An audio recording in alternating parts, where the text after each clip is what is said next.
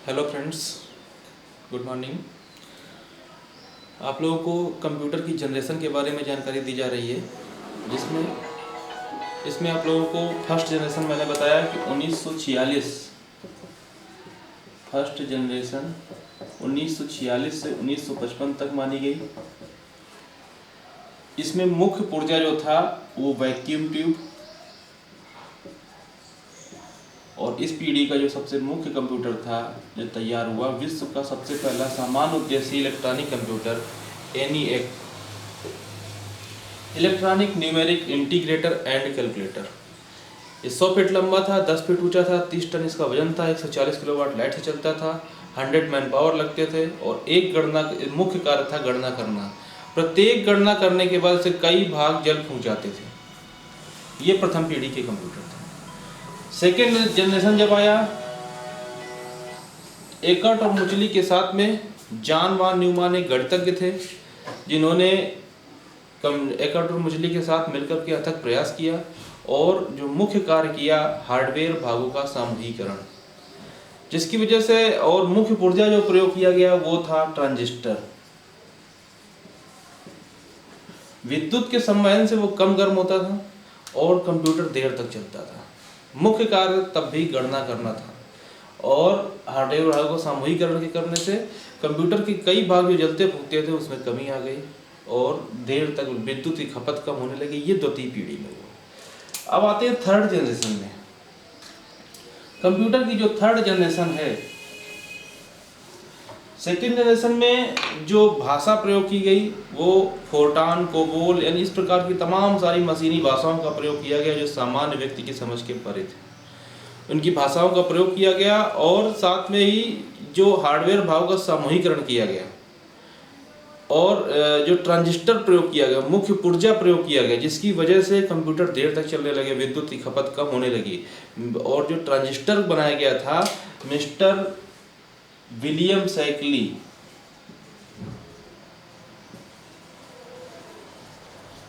William सैकली ने transistor का आविष्कार किया था, जिसका प्रयोग कंप्यूटर में किया गया। ये आप लोग नोट कर लें। थर्ड जनरेशन में क्या हुआ कि ट्रांजिस्टर के साथ में 1965 से 1975 तक थर्ड जनरेशन मानी गई।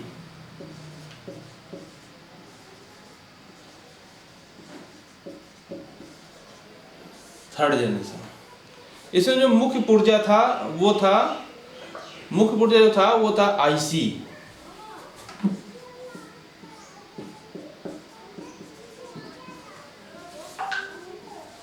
इंटीग्रेटेड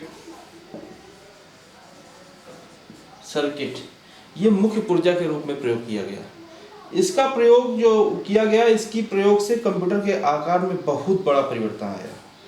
कई कंप्यूटर एक साथ जोड़े जाने लगे, कंप्यूटर के आकार इतना छोटा हो गया, सामान्य व्यक्ति इसका प्रयोग करने लगा।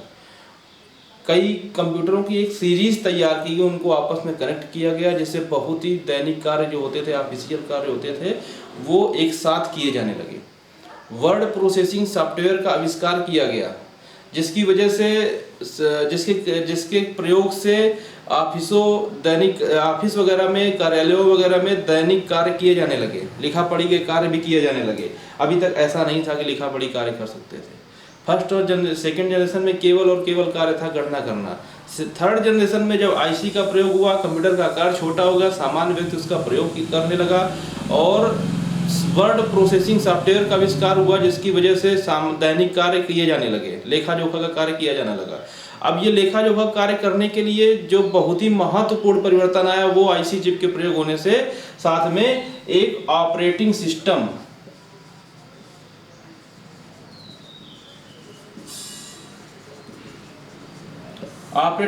का प्रयोग किया गया। ऑपरेट करने की प्रणाली जिसके न होने से अभी तक 100 व्यक्ति लगते थे, और ऑपरेटिंग सिस्टम स्वतः ऑपरेटिंग सिस्टम, स्वचालित ऑपरेटिंग सिस्टम जिसको हम कह सकते हैं, स्वचालित ऑपरेटिंग सिस्टम के प्रयोग से कंप्यूटर के 100 व्यक्तियों की आवश्यकता खत्म हो गई और एक व्यक्ति एक कंप्यूटर पर कार्य करने लगा। इस तरीके से स्वचालित ऑपरेटिंग सिस्टम के प्रयोग से, वर्ड प्रोसेसिंग सॉफ्टवेयर के प्रयोग से सामान्य व्यक्ति की पहुंच में आ गया। हर व्यक्ति इसको प्रयोग करने लगा। जो वर्ड प्रोसेसिंग सॉफ्टवेयर प्रयोग किया गया और वर्ड प्रोसेसिंग सॉफ्टवेयर की वजह से कारण इसका प्रयोग करने से दस्तावेज, जो ऑफिसों कार्यालयों वगैरह में दस्तावेज तैयार किए, लिखा पढ़ी के कार्य किए जाने लगे, ये सारे काम दस्तावेज वगैरह कंप्यूटर से तैयार किए जाने लगे, यानी ऑफिसों तक इसकी पहुंच बन गई। इसके बाद और क्या हुआ कि जो आईसी चिप प्रयोग की गई, इसको मिस्टर एच जॉनसन ने बनाया था। आईसी चिप के प्रयोग से कंप्यूटर का आकार इतना छोटा हो गया कि इस पीढ़ी के कंप्यूटरों को एक नया नाम दिया गया, मिनी कंप्यूटर। मिनी कंप्यूटर प्रथम पीढ़ी की कंप्यूटर की अपेक्षा बहुत ही छोटा था, इसलिए इसको नाम दिया गया मिनी कंप्यूटर। और विश्व का सबसे पहला जो मिनी कंप्यूटर है वो PDP-8, ये सबसे पहला मिनी कंप्यूटर है जो कि एक रेफ्रिजरेटर, एक बड़ी वाली फ्रिज के आकार का था, और इसका प्रयोग दस्तावेज वगैरह तैयार करने के लिए किया गया। ये था कंप्यूटर की तृतीय पीढ़ी। यानी फर्स्ट जनरेशन में जो कंप्यूटर आया वो इतना बड़ा था, 100 फीट लंबा, 10 फीट ऊंचा, 30 टन वजन का, 140 किलोवाट लाइट से चलता था, 100 मैन पावर लगते थे। द्वितीय पीढ़ी में कुछ और जानवान न्यूमान के प्रयोग के द्वारा और कुछ परिवर्तन किए गए। जैसे प्रथम पीढ़ी में जो एक गणना करने के बाद कई भाग जल फूक जाते थे, उनको सुधार करके ऐसा किया गया कि कई भाग जल फूक करके ना करके कुछ ही भाग उसके जलते फूकते थे और स्वतः लाइट की खपत कम होने लगी। प्रथम पीढ़ी में मुख्य पुर्जा वैक्यूम ट्यूब प्रयोग किया गया और द्वितीय पीढ़ी में ट्रांजिस्टर प्रयोग किया गया। तृतीय पीढ़ी में जब आया तो इसको ट्रांजिस्टर के साथ में आईसी चिप का प्रयोग किया गया, इंटीग्रेटेड सर्किट चिप का प्रयोग किया गया, जिसके प्रयोग से कंप्यूटर का आकार इतना छोटा हो गया कि इस पीढ़ी के कंप्यूटरों को नाम दिया गया मिनी कंप्यूटर। और विश्व का सबसे पहला मिनी कंप्यूटर PDP-8। तो ये आप लोगों को समझ में आ गया होगा। ये तृतीय पीढ़ी तक के कंप्यूटर हो गए। फर्स्ट जनरेशन 1946 से 1955 तक, सेकेंड जनरेशन 1955 से 1965 तक, और थर्ड जनरेशन 1965 से 1975 तक। अब आएगा आपका क्रांति युग 1975 से 1995 तक, कंप्यूटर की चतुर्थ पीढ़ी। कंप्यूटर की चतुर्थ पीढ़ी 1975 से 1995 तक 20 वर्षों में कंप्यूटर में बहुत सारे सुधार किए गए और सामान्य व्यक्ति की पहुंच में बिल्कुल कंप्यूटर आ गया, हर व्यक्ति उसका प्रयोग करने लगा। ये कंप्यूटर की चतुर्थ पीढ़ी है।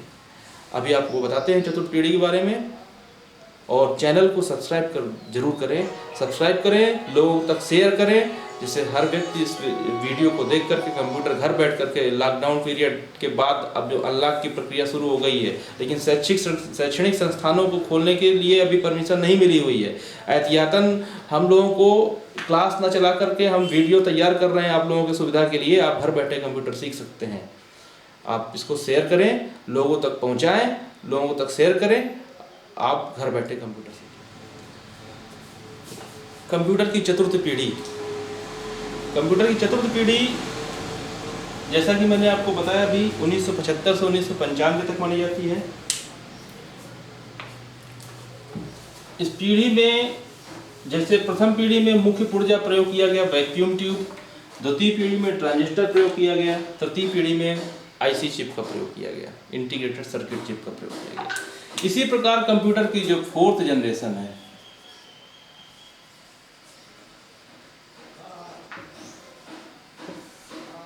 (1975 से 1995 तक चतुर्थ पीढ़ी मानी गई।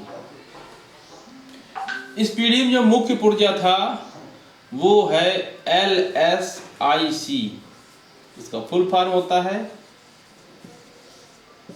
Large scale integrated circuit. इसका ये लगभग 3 लाख ट्रांजिस्टर के बराबर का परिपथ बनाती है।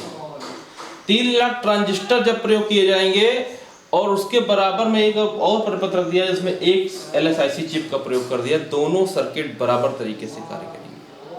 अब आप समझ सकते हैं कि कितना बड़ा आकार में परिवर्तन आ गया होगा। यदि एक कंप्यूटर में 3 लाख ट्रांजिस्टर प्रयोग किए गए होंगे तो एक चतुर्थ पीढ़ी का कंप्यूटर होगा वो एक छोटे से एक चिप पर तैयार कर दिया गया जिसका नाम था LSIC। LSIC को माइक्रो प्रोसेसर चिप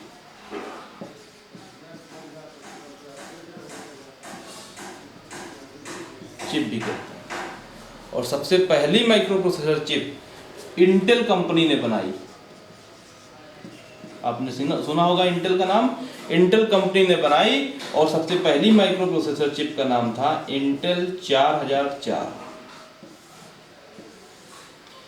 इस चिप को माइक्रो प्रोसेसर चिप भी कहते हैं और इस तकनीक से बनाए गए कंप्यूटर्स को हम माइक्रो कंप्यूटर यानी चतुर्थ पीढ़ी के कंप्यूटरों को एक नया नाम दिया गया, माइक्रो कंप्यूटर।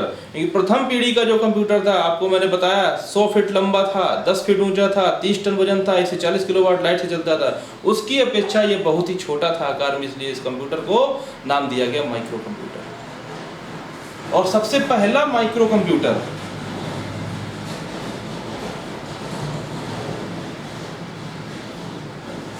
अल्टेयर कंपनी ने बनाया। अल्टेयर मिट्स नाम से एक कंपनी थी जिसने सबसे पहला अल्टेयर 8800 नाम का कंप्यूटर बनाया और जिसमें सबसे पहली माइक्रो प्रोसेसर चिप इंटेल 4004 का प्रयोग किया गया। इस पीढ़ी को कंप्यूटरों को नाम दिया गया माइक्रो कंप्यूटर और सबसे पहला micro computer Altair 8800 Altair MITS नाम की कंपनी ने बनाया और सबसे पहली माइक्रो प्रोसेसर चिप इंटेल 4004 इसमें प्रयोग की गई। प्रत्येक क्षेत्र में अब देखो सुधार हुआ। कंप्यूटर में प्रथम पीढ़ी में जो कंप्यूटर का उद्देश्य था केवल और केवल गणना करना, अब मनुष्य का जो सपना था कंप्यूटर का ऐसा प्रयोग किया जाए कि हर क्षेत्र में इसका प्रयोग हो, हर व्यक्ति इसको प्रयोग कर सके। मनुष्य के तरीके सोचने समझने की क्षमता उसी तरफ हम निरंतर बढ़ते गए और चतुर्थ पीढ़ी में हम यहाँ तक पहुँच गए कि प्रत्येक क्षेत्र में काम करने के लिए अलग अलग कंप्यूटर्स बनाए गए, अलग अलग सॉफ्टवेयर प्रोग्राम्स बनाए गए जिनका हर जगह पर हर क्षेत्र में हम प्रयोग कर सकते हैं। इसके प्रयोग से सामान्य व्यक्ति अपने हिसाब से कंप्यूटर का प्रयोग करने लगा। एक बहुत बड़ी क्रांति आई इसलिए कि बहुत बड़ा परिवर्तन हुआ क्योंकि हर क्षेत्र में इसका प्रयोग किया जाने लगा। इसलिए इस अवधि को 1975 से 1995 को कंप्यूटर का क्रांति युग कहा गया। इस क्रांति युग का एक कारण और भी था, डीएसएस प्रणाली। इसका फुल फॉर्म होता है डिजाइन सपोर्ट सिस्टम। यहां पर लिख दे रहा हूं फिर से।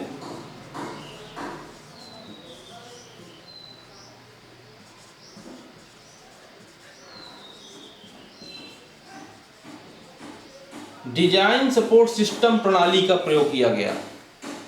डिजाइन सपोर्ट सिस्टम मतलब हम जिस तरीके का कार्य करना चाहते हैं उस तरीके के आइकन स्क्रीन पर दिखने लगे और उसको उनका प्रयोग करके हम अपना कार्य करने लगे।